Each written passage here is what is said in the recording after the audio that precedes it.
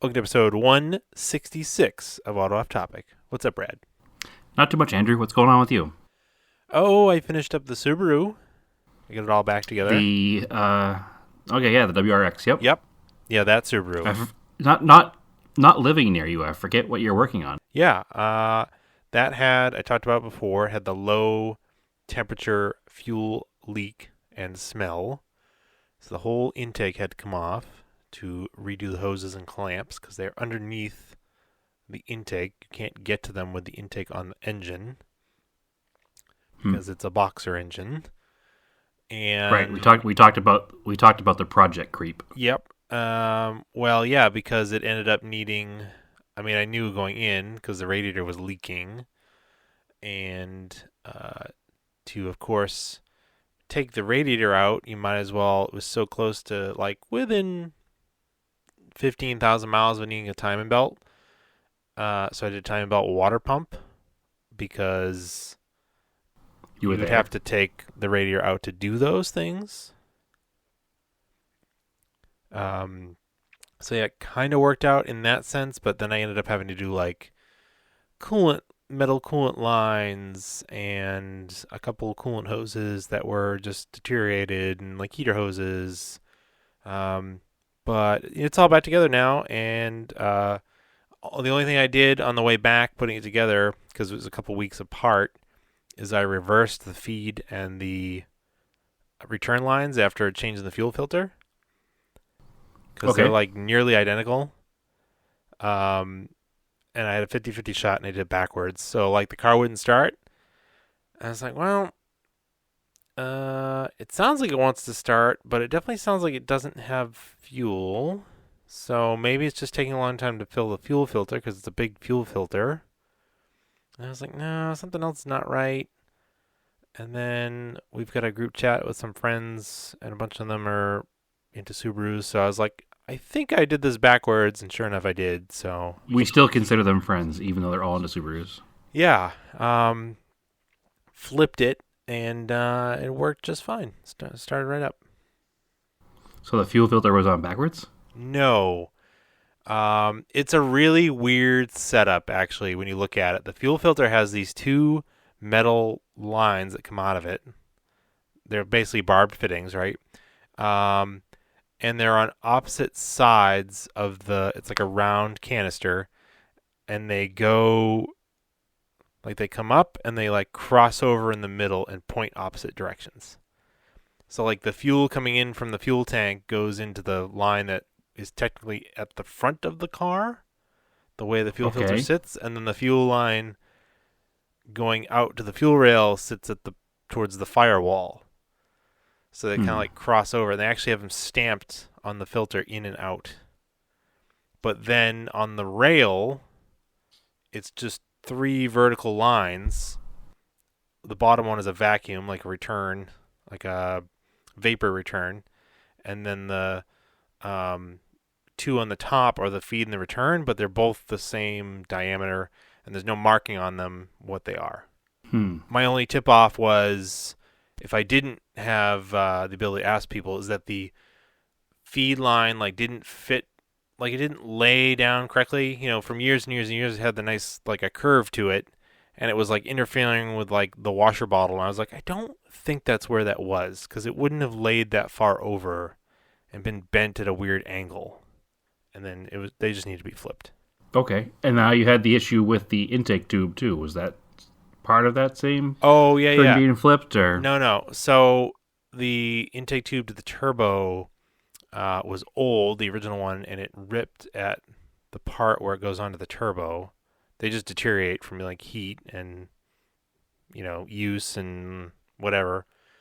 So I bought like a cheapish like silicone one, not a Perrin or anything like a Cobb or anything nice like that, because those stupid silicone intakes are like $300, which is just not worth it for that car, in my opinion. Not in the budget for that car. A nicer car, if it was really nice and I was doing a bunch of performance stuff, sure. But a winter car, no. So I bought a cheapy like knockoff one, and of course it didn't fit that rail. Like it just totally didn't fit. Like it was like inches off. It was weird. Um, and I managed to get a nice used stock one on eBay, and it fit right back into place. And I was able to get it right back on the turbo as I put the intake back down on the engine. So that made it go a lot smoother. That helped out a lot. Yes. Good. And then I basically just put stuff back together. And it was funny. There was like a boost line going from this intake over to the boost control solenoid, and like one of the very last things I was plugging it in, and the rubber had gotten so old it like turned to plastic and it just shattered. Like, not really shattered, but it sheared. Like, it looked like I cut it, but it just broke in such a way that like you cut it with a knife. It was so bizarre. And I was like, crap. And I didn't have like my nice silicone stuff because the car was at my dad's house and all that stuff is at my house. So I literally just took a piece of vacuum line and like put it over it to like bridge Mm-hmm. it just to start the car and make sure it was all set. And then the other yesterday morning, I went over with the nice silicone stuff and I replaced the whole line. It's about like a foot and a half of vacuum line with the newer silicone stuff. So Well, now you've replaced all the vacuum lines in all of your cars with the new silicone stuff. yeah, basically, that stuff's expensive. I think it's like, I forget what it is. It's kind of pricey, but it's really nice. It fits really well, and it's thick, and it doesn't collapse under boost or expand. Sorry, expand under boost or collapse under vacuum. So, Right.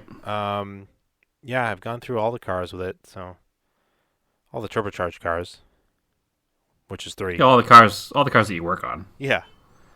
Well, I haven't Well, I used guess the any on the Montero Montero. counts. Yeah, the Montero counts. Um, yeah, that was pretty much it. Like, it was just a lot of work and took me a while, but it's funny once that intake goes on, you basically have an engine again, and the rest of it just kind of goes on a lot easier. Like, it's getting to that point and then getting it back on is kind of annoying. Yeah, it seemed like once you reached a certain point, the project just kind of flew through. It was not a big deal anymore. Yeah. It was just daunting. There was a lot of stuff to do it, and I didn't really want to do it, but it's done now. So the car should be all set for winter. Good. Hopefully, you won't have to touch a wrench on it, except for maybe change the oil in the wintertime. I mean, I just changed it. I'm not driving as much anymore, that car, so Right. maybe I'll get through the whole winter. Maybe. We'll see.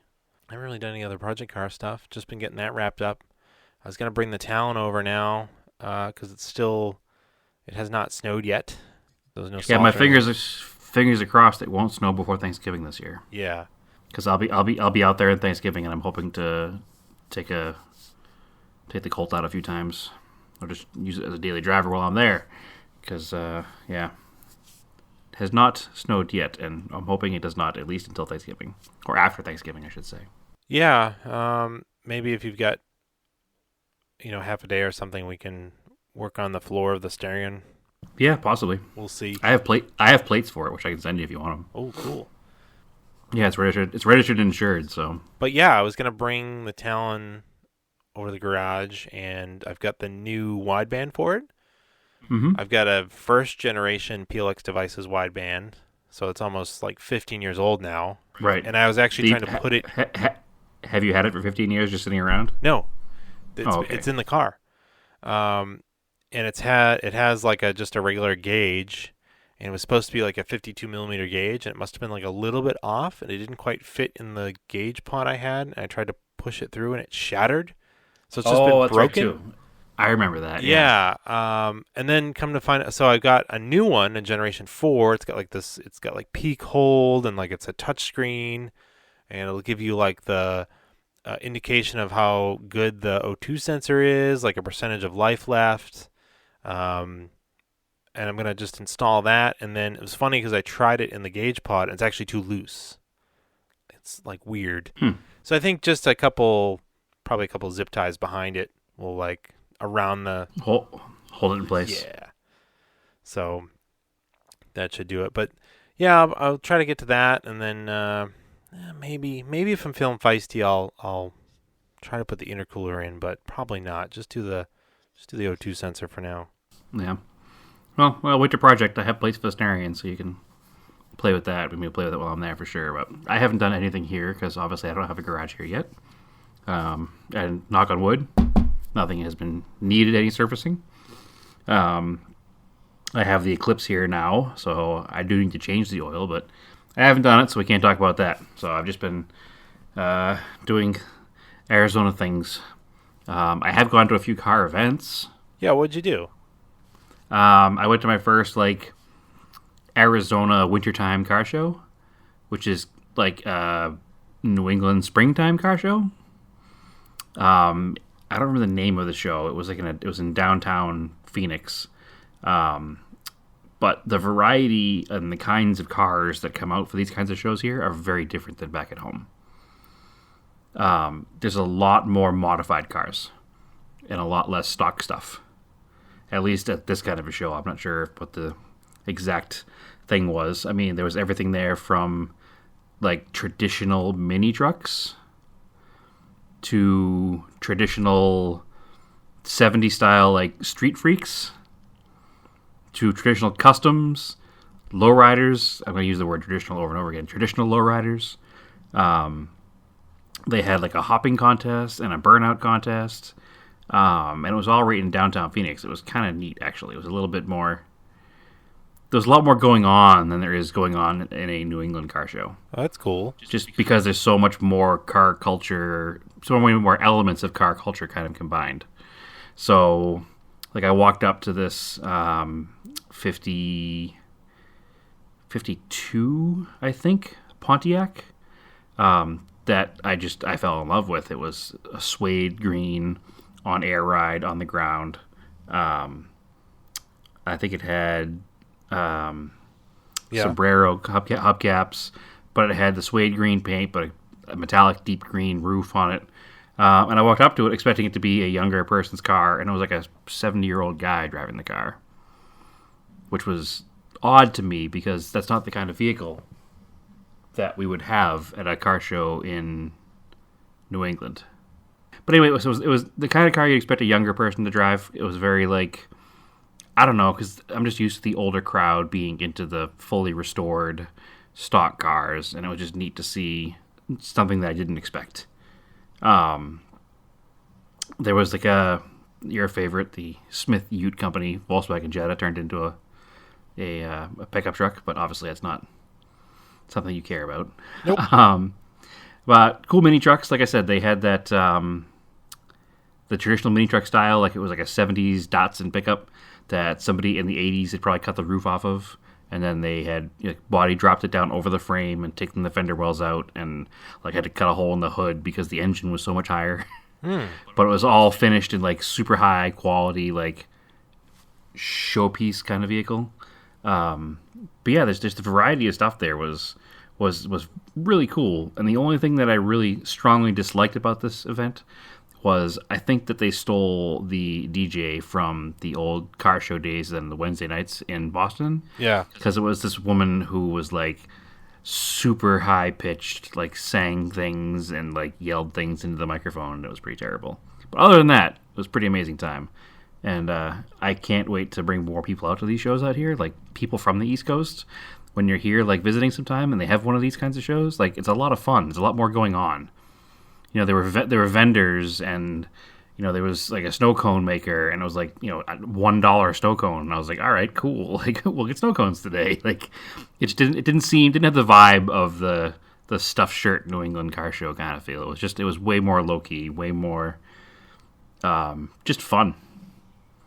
It was a lot more to do. There wasn't just people sitting behind cars in chairs. So I thoroughly enjoyed it, and I'm hoping that that's kind of the norm around here for a show. And I'm hoping that I see all these new cars for the first time. I'm hoping it's not going to be the same cars at every show, and I just happen to see them all now. But we'll see what happens.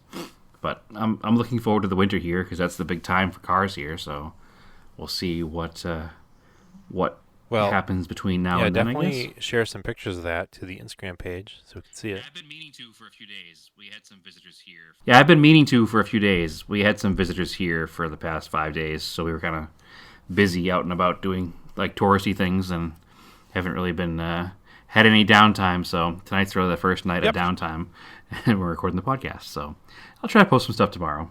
So we'll see. We'll see what happens. Oh yeah, and I went to the last Lars Anderson Cars and Coffee of the season. That was super cool. It started out kind of drizzly, and then it got bright and sunny, and it was nice. But still, a bunch of people came out. So Yeah, the last one of the year, everybody's gonna show up. yeah, a lot of cool, diverse stuff. I posted pictures of it. Like, is that? I've seen it before around. It's a local car. It's that yellow 142. Yep. Super super cool looking car. And then I'd never seen that. I think it was a Buick. Yes, the green car. Yep. Um, it's on our Instagram. I don't know what is it. What kind of I don't know what kind of Buick it was. I think they would just call it a Buick Special. Yeah. 50s Buick. I don't even know what year it was. I don't have a picture of it in front of me, so I couldn't tell you. If I had the picture pulled up, I could tell you. But Doesn't I don't matter. have a picture in front of me. I didn't really get to talk to the guy, but because he was already talking to these other guys, so I was just kind of listening. And he was saying that it was his grandfather's car, bought it new, got passed down in the family. It's just all the patina is original. That's just the car is old. It's from wherever it was, 55. Yeah, it's a 55. Yep. So that all the patina on it is just from like 50 years of wear and tear. So Yep. and then what he's done to it is he did some like suspension work to it. It's on air ride. They're like 22-inch Dodge Ram spare wheels. Is that what the wheels are? Yeah, they're steel wheels off a Dodge Ram, but they're spare wheels, like they go underneath. Yep. But they're 22s because those trucks have ridiculously big tires on them. Right. And then he just put some low-profile tire on them. Yeah, I don't love the wheel. It's the one thing I don't love about the car. I think it works for it. Maybe a smaller wheel with a fatter sidewall, but I get Even the if you're gonna go the big wheel, it needs more offset. Like they're really pretty. I get the look he's sunken going in. for, but you want to also Yeah. be able to tuck it up into the body when it goes low. So there's that. That's true. And I like it. And then I guess it has an LS with a 6-speed, so it's a manual, which is really What's cool. a manual too? Yeah.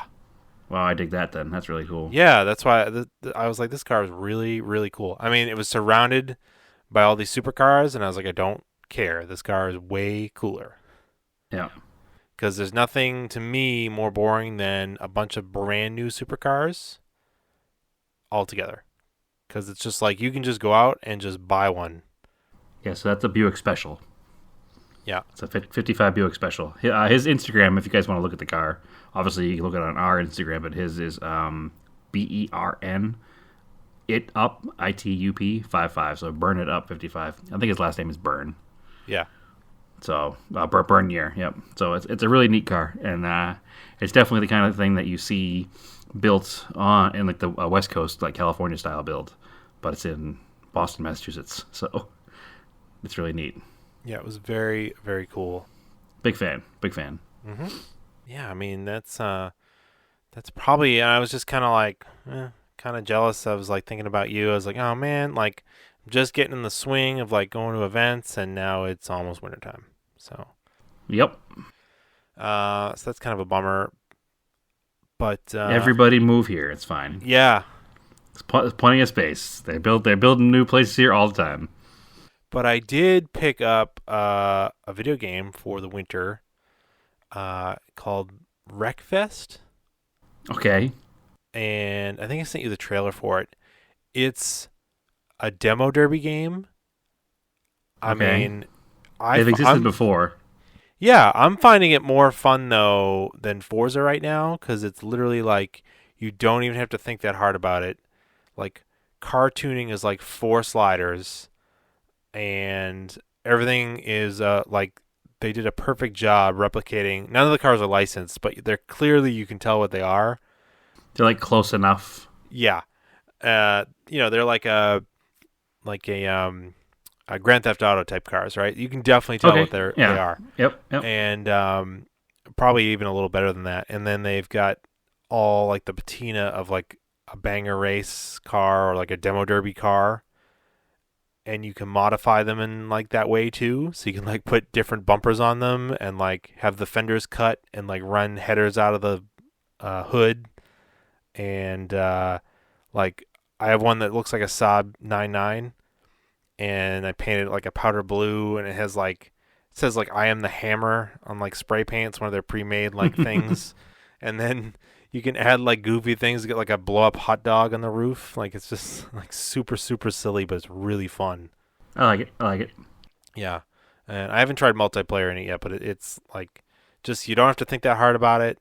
Like I said, you can just like I have a big. It's like it looks like a Pontiac, um, like a Delta 88 type car, like a big Caprice. A Pontiac Parisian.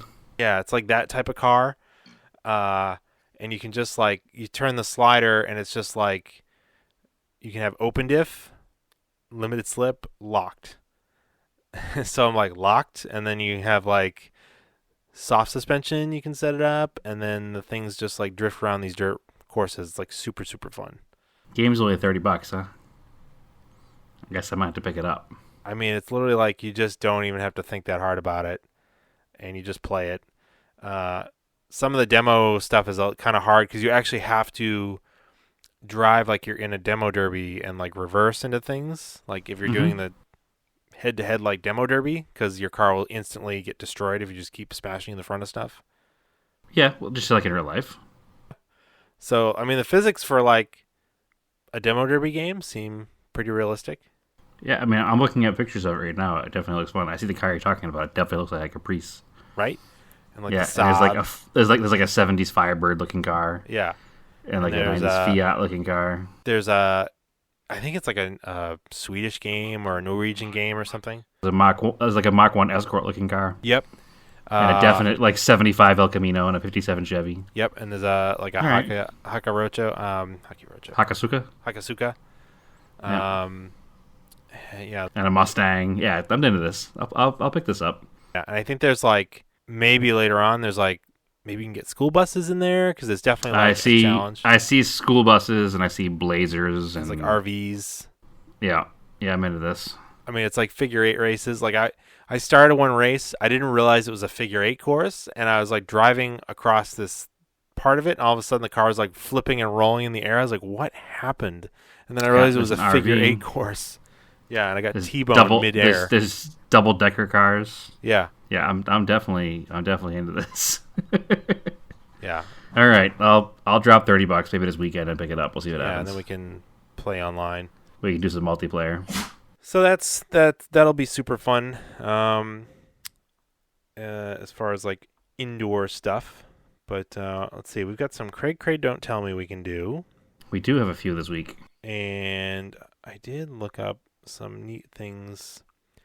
I saw this little thing. It was on autoweek.com. Mystery vet stolen nearly 40 years ago turns up abandoned in Detroit suburb. That makes sense. Yeah.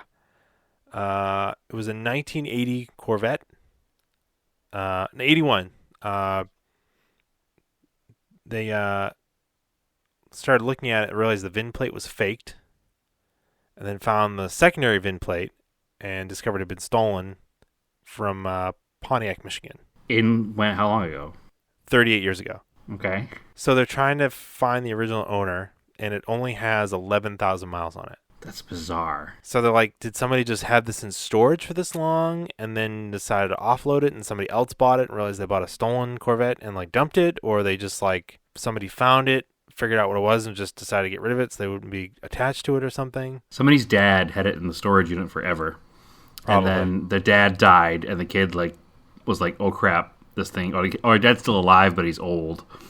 And the kid found out that it was a stolen car and just dumped it in the neighborhood. Would be my guess. I can't imagine how it would be, because it wasn't driven. It was like 11,000 miles on it. It's like a brand new car. Yeah. I just looked it up. I'm looking at a picture of it. It looks pretty clean. Yeah. I think it might even be the same color as my dad's car was. Yeah. So yeah, that's pretty weird. Huh. That's interesting. I don't understand. Nope. That happens from time to time, and then like you see the original owner either gets it back or they filed an insurance claim, and the insurance company gets the car and has to auction it off. Yeah. It's a cool story. Yeah, it's kind of weird, right? And then, oh, we were talking about this weird electric Mustang crossover thing.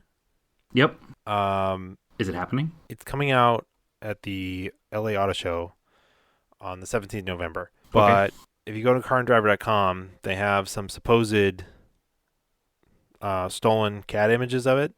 Mm-hmm. It basically looks like you took a four-door camback SUV or hatchback SUV, like it's got a real sloped back to it, and you stuck Mustang headlights and Mustang taillights on it. Okay. So like you can kind of see it's like the lineage of when you look at like a Porsche Macan, where it kind of resembles a 911. Like you can see those design cues. That's kind of what it reminds me of, like what they're trying to do with it. I don't I know don't know. why It it just needs to be a Mustang. listen. If Mitsubishi people can't handle an Eclipse SUV, I can't imagine Ford people. I can't imagine the backlash that a Mustang SUV is going to have. An electric Mustang SUV. Well, so I guess originally the plans were to call it a Mach 1, Yeah, but I could but see. then but then now I guess the new thing is going to be called the Mach-E, Yeah, which just sounds like somebody from Boston calling their brother like yeah, Maki. Maki. Yeah, like Hey, it's Maki. yeah, right. Where'd you park the car, Maki?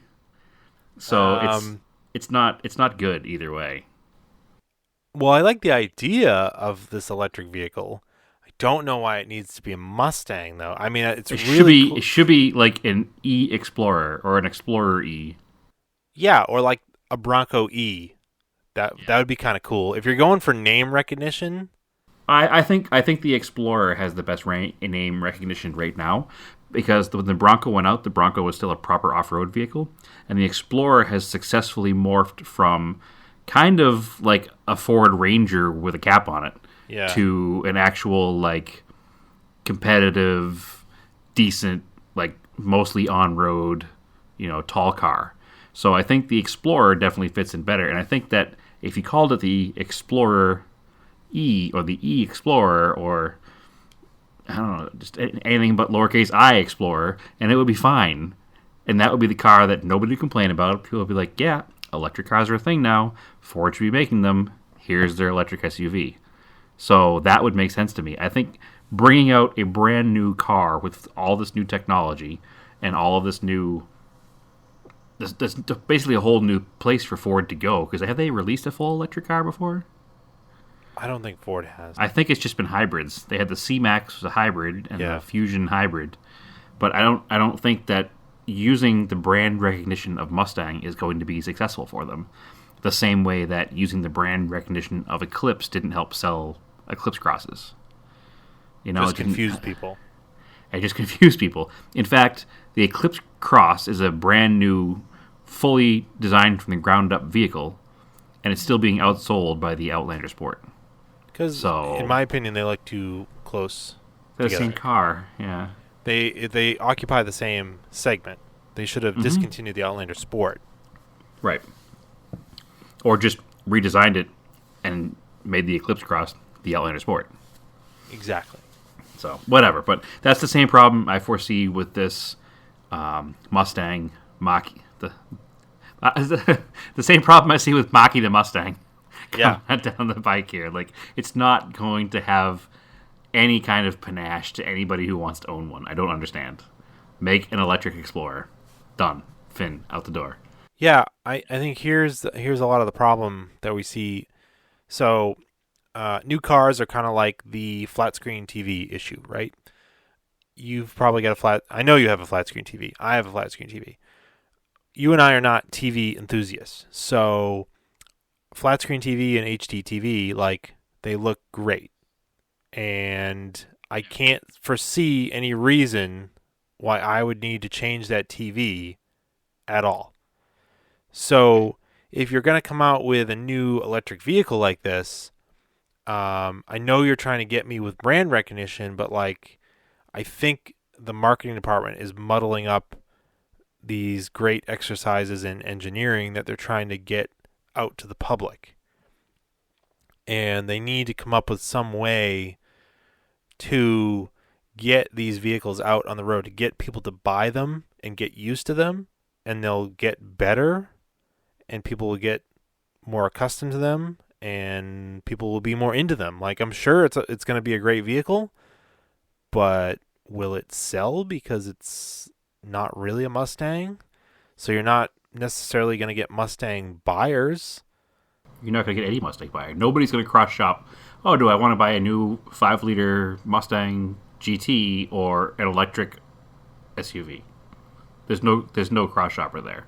You're going to get somebody who's either going to buy a new Traverse or a new Explorer, and they'll buy this Mustang SUV. Nobody's going to buy it based on name. It actually in renderings, full renderings that spy shots, it resembles a Model X.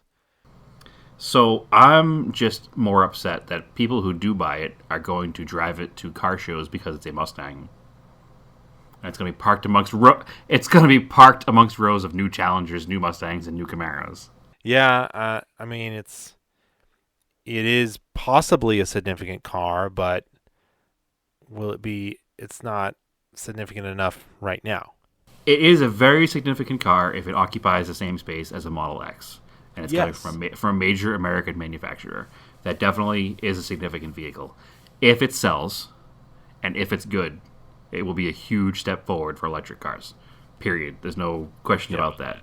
But again, the name means nothing, and in fact, the name might hurt more than help. Yeah, will they run into the 500 Taurus issue? I was just gonna say Ford has always done this because they had the Ford 500, and everybody was like, "Give me a Taurus. I want a Taurus back." And they didn't change much other than the headlights and taillights and put a Taurus badge on it, and all of a sudden, they sold millions of them again.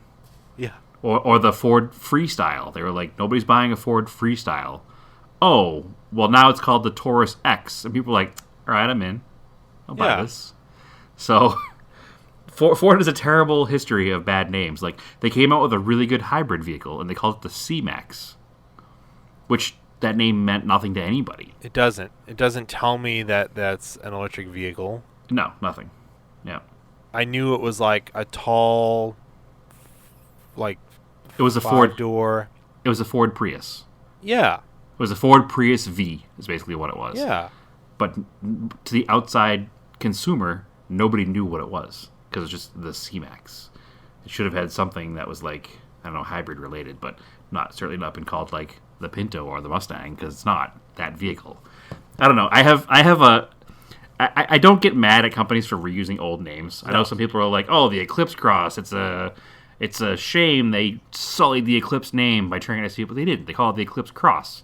They're still an Eclipse. They can still come out with an Eclipse tomorrow if they wanted to, and make it a 2-door sport coupe and be like, oh, this is the Eclipse. This is its brother, the Eclipse Cross. So, yeah, Ford could do that, and they could have, hey, here's the Mustang. Here's its brother, the Mustang Cross. But calling it the Mach anything doesn't give it enough individuality from where it should be. It's Right. It's just goofy. It doesn't need Mustang headlights. It doesn't need Mustang taillights. It needs no SUV buyers trying to buy a Mustang. They want an SUV. You're not going to fool anybody into thinking you have a race car. Like, it's not. It doesn't make any sense to me. But what do I know? I'm not at marketing, and I'm probably dead wrong. So let's see what happens.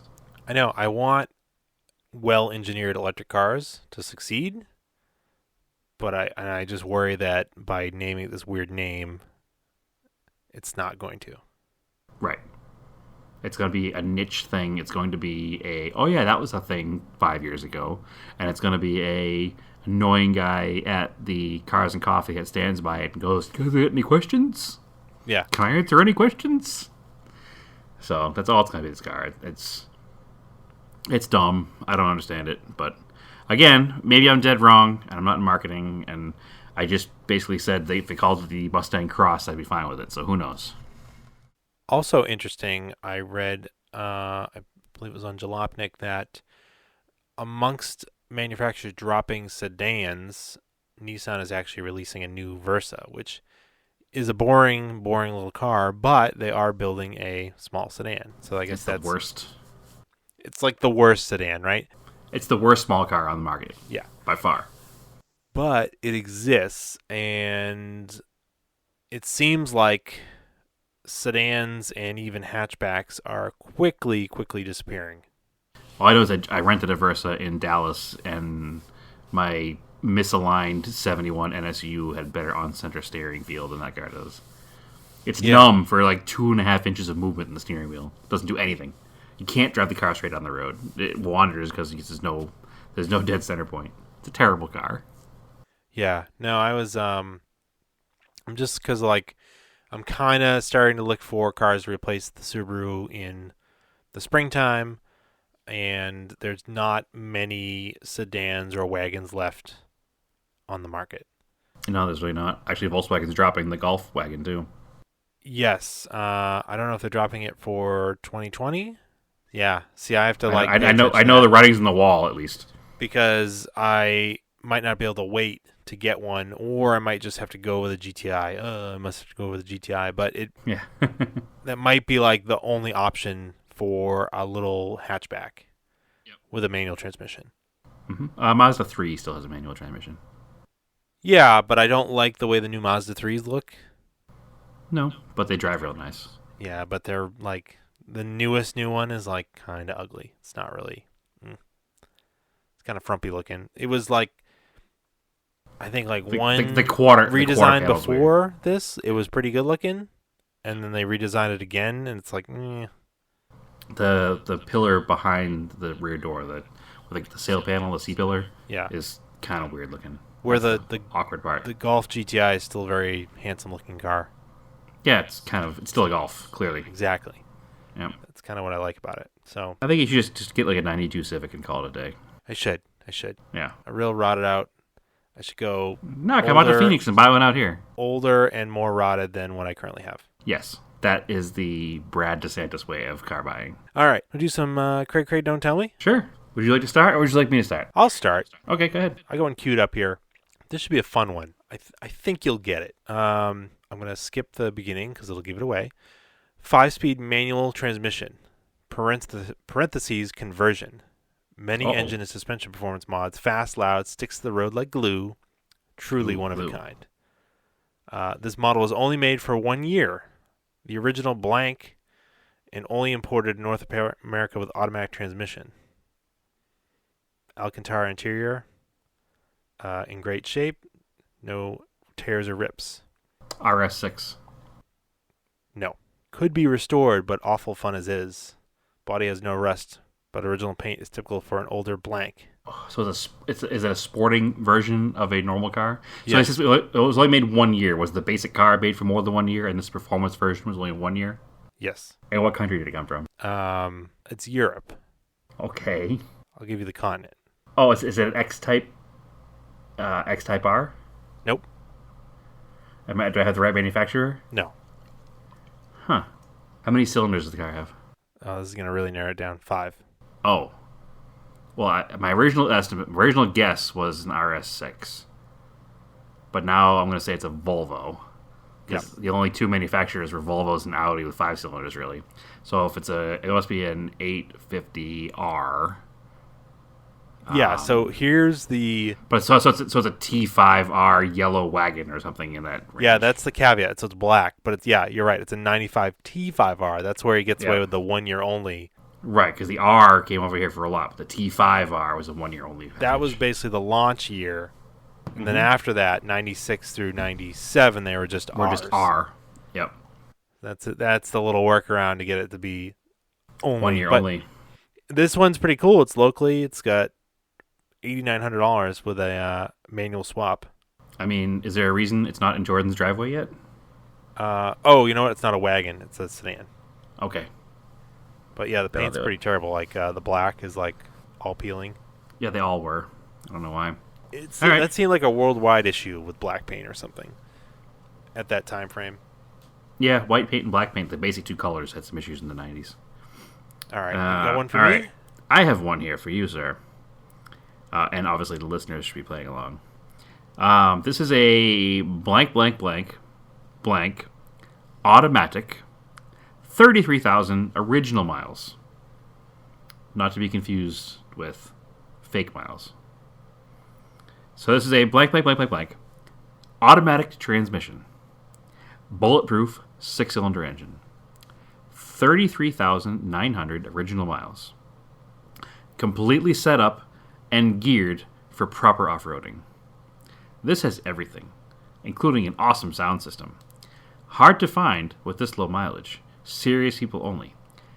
This is, I'm going to give you the year, a 2002, and the price of $18,000. So it's a 2002 for $18,000. Set up for off-roading. Mm-hmm. If it's in 2002, it would not be a Jeep. They did not have V6s in 2002 yet. They didn't have V6s, no. Jeep said I didn't say V6, I said 6-cylinder. Not that I'm giving you an in or an out, but Jeep had an inline 6 back in like forever ago. Oh, so yeah, it could be a Jeep. I thought I heard V6. No. I said bulletproof 6-cylinder engine. Oh. Is it a 4Runner? It is not a 4Runner. Automatic. Great sound system. Montero Sport? $18,000. Well, that's why I was thinking Toyota. It's definitely not a Montero Sport. If it was $1,800, it would be too much for a 2002 Montero Sport. But Land Cruisers had V8s. Mm-hmm. Am I in the right country? No. Yeah. See, I thought maybe for that money we're talking Toyota tax, but I don't think so. I think we're talking low mileage tax is what's going on here. I'm looking at pictures. It has cloth seats, rubber floor mats, no carpet, CB radio. But it's not a Wrangler? I never said it wasn't a Wrangler. I just told you that Wranglers had 6 cylinders. Okay. Is it a Wrangler? It is a Wrangler, yes. Weird.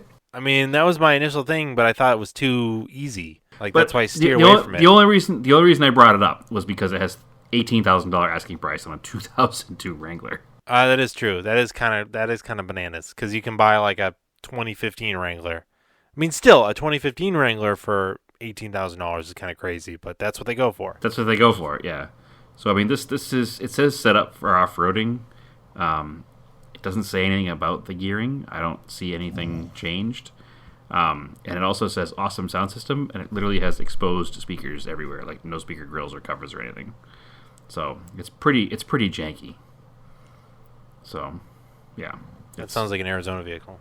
It's definitely an Arizona vehicle. Which is weird, though, because mostly things here in Arizona are priced much more reasonably than that particular one. So I'm going to go right to the next one, because it's in the same vein as that one. Okay. So this is a blank, blank, blank, blank, blank, blank, blank. This is a 1995, and it's $1,600. This is a blank, blank, blank V8 manual transfer case. I bought it a year ago to build a pre-runner, but plans have changed. New motor runs great. Transmission ship's perfect. Brand new fuel tank with GM fuel pump. AC is ice cold. Power steering pump bad, and it needs a lot of TLC. Ultra extreme true beadlocks and 35-inch BFG tires. Production retail $4,000. Roof racks included, but not installed. Comes with lots of new parts in the back. New light bar, new mirrors, new body mounts, new suspension, bushings, and more. Price is $1,600 without the wheels. $2,600 with 6 wheels and 5 BFG project tires. Price, however, is non-negotiable. This blank runs great and drives, but will need the power steering pump to drive home. Also, the tires are too big and does not drive without a lift kit. Comes off with cheap factory tire wheels that can be put back on.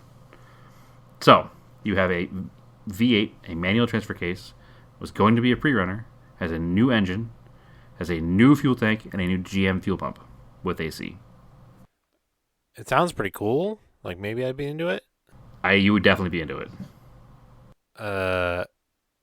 Is it an S10 Blazer? It is not an S10 Blazer. It has a V8 and is a factory-installed V8. Oh, okay. Is it a two-door Tahoe? It is not a two-door Tahoe. Okay. I do want to point out the fact that the roof rack is not installed yet, but it is sitting on top of the roof in the pictures. So it's a GM product, though. I never said it was a GM product. I just said it had a GM fuel pump. Oh man. Yes, that was the rub right there. That one. Yeah, that's tough. I don't know. Let's see.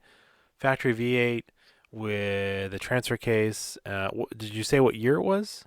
1995. Okay. All right, that makes sense. They would have a manual transfer case back then. Um, are we into like a Bronco? No, that's too cheap for a Bronco. Nope, that's what it is. It is a Bronco. Really? Yep. Wow.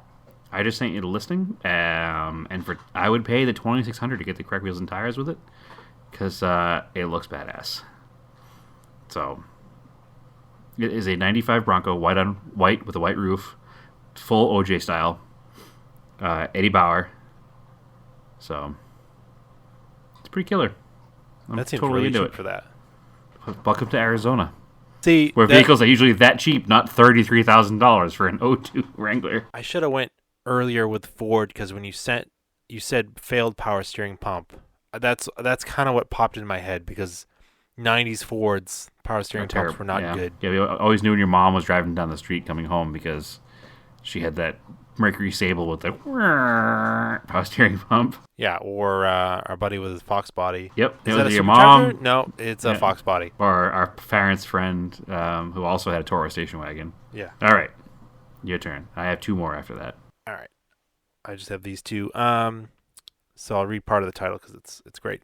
One family owned. Wow, wow. Wow. Um, Wow. 4-door slant back owned by one man since 1940. 15,000 miles. Runs and drives beautiful. Slapback is a Ford. All original new tires. The mint banjo steering wheel. Yeah, it's a Ford. It's probably a 36 Ford. 39 Ford. Yeah. 4-door. You gave it away with slapback and then. Oh, really? That's the steering actual wheel. thing? Yeah. Yep. You blew it. I thought there was an actual model to this. You burnt. It was probably a Ford Deluxe. It's probably what the Black. actual. It's actually really nice looking. Yeah, Definitely 39 has Fords. like 15,000 miles on it. 39 Fords are really nice. You should send me that. I want to look at that one. It's Where is that? 12.5.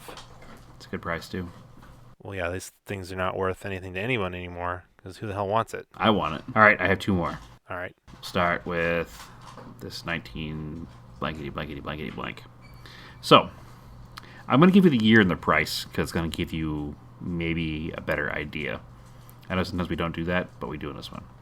So this is a 1973 blank for $55,000.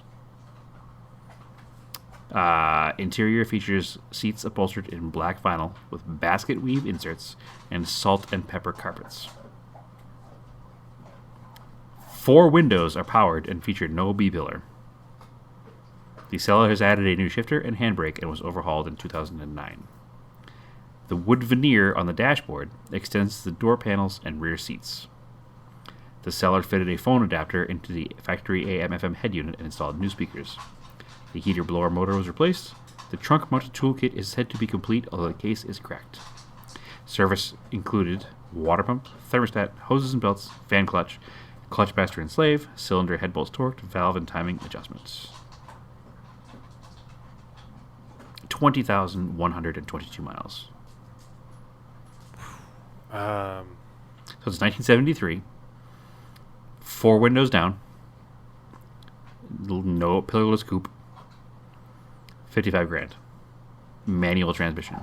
I want to say it's a Mercedes, but It is not a Mercedes. maybe not because that manual transmission. So No, well, in the 70s, you can still get a lot of Mercedes with manuals. yeah. I wouldn't pay 55 grand for this car, but I would definitely drive this car. Is it like an E9 BMW? Yeah, you nailed it. Second guess. That's pretty good, Andrew. Yeah. So it's a 73 3.0 CS. Yeah. It It's just a kind of gorgeous- in my head. It's a gorgeous, like, minty green color. Yeah. And when I said he installed new shifter and e-brake, it's because they're Alpina. I didn't want to say that because Yeah. that would have given it away. It's got Alpina wheels, Alpina shifter handle, and Alpina brake I think handle. everybody puts Alpina wheels on them. Yeah, I would change them out actually because it's too common. But the car is stunning and it's full worth 55 grand. Yeah, but it's funny because at Cars and Coffee, I ran into Rob Siegel, the hack mechanic there, and he actually was driving his E9. He's got a red one. Oh, was he? Yep. And that just is kind of what reminded me of it. And then when you said 4 windows down, that's the only big 70s coupe I could think that wasn't a that wasn't like a Cadillac or a Mercedes. Right. Because manual transmission. No, I don't think there would have been any Cadillacs with a manual. There wasn't until No. the Catera, right? No, that was either super early or super late. I think possibly the Cimarron had a manual. I'm not positive though. Either way, that 39 Ford, I just looked at it. That is gorgeous. I would pay $12,500 for that all day long. Anyway, do you have one more or not? If not, I have one more. No, you can do one more because I grabbed this one really quick, but the ad does not. It's not good for describing because it has too many details. Too many details? Yeah, it'll just give it away to you. It's like hard to. I'd have to cut it up so much it wouldn't be a good one. All right. Well, I have a few here that I'm trying to decide what the best one is. I'll go with this guy. So this one is. I don't know where it just went. There it is. Blank, blank, blank. First $2,300 cash! Exclamation points. All caps. First $2,300 cash buys it. Clean Arizona title. Solid project. Very nice solid vehicle. This is the one you want! Exclamation point. Factory V8, factory 3-speed. Has headers, true dual exhaust, Edelbrock intake and carb, super lift springs, 33-inch tires. 2 like new, 2 junk. Not running. Needs a starter and battery. Motor does turn over by hand. Selling as is. Easy project. Solid body. No rust you see in the pictures. That's splatter paint from a previous owner. Hood has a dent / filler. Comes with original hard to find bucket seats. Not bolted in. And obviously they need to be redone. New custom roll cage. Also not bolted in. Located in Queen Creek, Arizona. K5 Blazer. Negative. This is a 304 V8. What's the is it international? Not international. The engine is painted blue. Yeah. What the hell? Was there an AMC SUV? Yeah, there definitely was an AMC SUV. It's a pretty popular one, too. Oh, shoot. What the hell is it called? I can't remember. It's real simple. It's not a Scrambler. No. Well, you already said the AMC SUV. You said international. No, it's international. Never mind. I lied. I didn't say international. Forget it. Yeah, you didn't say that. No, there is an AMC SUV, yes. And you're probably on the right track with it. I'll tell you that much. Yeah, and you're gonna hate yourself when I tell you what it is. I can't think of what it is right now. I'm like totally blanking. It's like the a AMC, boxy, like total like Bronco knockoff, like early like. Well, I think you're thinking of International Scout. Yeah, which is international. Okay, but we're describing the AMC SUV, which does not look like an early Bronco. Oh shoot! Then what the hell is it? I don't know. What would the AMC listeners on listening right now are screaming at their radio because this is the world's easiest thing you've never not gotten. Now that I've told you that, yes, it is built by AMC. I don't know. This is my favorite ever.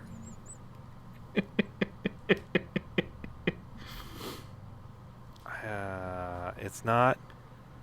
You have 5 seconds. God, they all look the same. Like all that time frame. Except for this one. 5, 4, 3. I don't know. 2. It's a Jeep, you moron. It's a CJ5. Oh. AMC made arguably the world's most famous SUV. That's right, they did. Oh, it was funny. At Cars and Coffee, I had the Talon, and I was getting ready to leave, and this guy came up, and he said, "So is this an AMC?" And I was like, "Well, no. At this point, it was. I mean, Eagle. He's not wrong. Eagle at one point was AMC. Eagle never was really AMC. It was always Chrysler, but they had still the AMC license, I think, at the time. There's some weird history there. I don't think it was ever actually AMC. An AMC Eagle. I mean, yeah, but an AMC Eagle wasn't like. I don't know. Regardless, Maybe. I was Yeah. like, no, it was Chrysler at this point, but really this Yeah. car is a Mitsubishi. I had to go through the whole thing. Yeah. That's pretty amazing. And then some The other so guy the walks up A randomly. He's like, the there was an AM. AMC Eagle here last at Redwood. I was like, yes, I saw it. Yeah, I was here. Yeah, the AMC Eagle though wasn't an Eagle brand; it was an Eagle model. Oh, So, right. so the AMC Concorde was the sedan and the coupe and the station wagon, and then they made the Eagle, which was the all-wheel drive, like off-roady version of. So the Eagle cars weren't actually AMCs; they were Chryslers. But what was funny, and I think it's changed now, but back in the day, when you'd go to like a parts store in the early 2000s to get parts for your Eagle Talon, when they'd go to look it up, you'd watch them look it up, and it would be under AMC. Well, that's not correct. Yeah, it would always be under AMC. Yeah, no, that's. It was definitely Chrysler. It came out in. I think Eagle came out, like the Medallion and stuff came out in 87 or 88, which is the same year that Chrysler bought AMC. So maybe that's where some of the confusion is. Right. But I don't think it was ever had anything to do with AMC. So, I mean, Yeah, oh, actually, you know what probably happened We'd when have to look it Chrysler up. bought. I'm going to go out on a limb here, and hopefully he will correct us. I think when Chrysler bought AMC, they bought the rights to the Eagle name from the AMC Eagle, and then used the naming rights to create their new brand of car as the Eagle. And all Eagle existed to do was to sell rebadged cars. Right. Well, they sold the Renault. Was the Renallion a Renault? I don't remember what it was. This is so weird and pedantic and like It was the Premier. That was the Canadian version. I think was the Medallion. Maybe, I don't know. it's all forgettable cars. It doesn't matter. Oh, Medallion, 88 to 89. So it was a Renault Medallion that they sold as an Eagle Medallion. That was the really terrible one. And then there was the Premier, which was a Renault Premier, which I actually kind of like that one. I probably shouldn't. And they made... So Chrysler sold the AMC Eagle wagon for 1 year as a Chrysler Eagle. So that's the only crossover. Yeah. I just full disclosure, I did just look that up real quickly to make sure I was at least halfway on the right path, but I was. So, yeah, there's a 1 year only Chrysler Eagle, which is an AMC Eagle just with Chrysler badges on it. So, All right. I Anyway. think on that if anybody out there finds an Eagle Medallion, I would probably be interested in purchasing said vehicle. No, the Premier, Eagle Premier. I would drive an Eagle Premier. Okay. I shouldn't admit that, but I would drive it.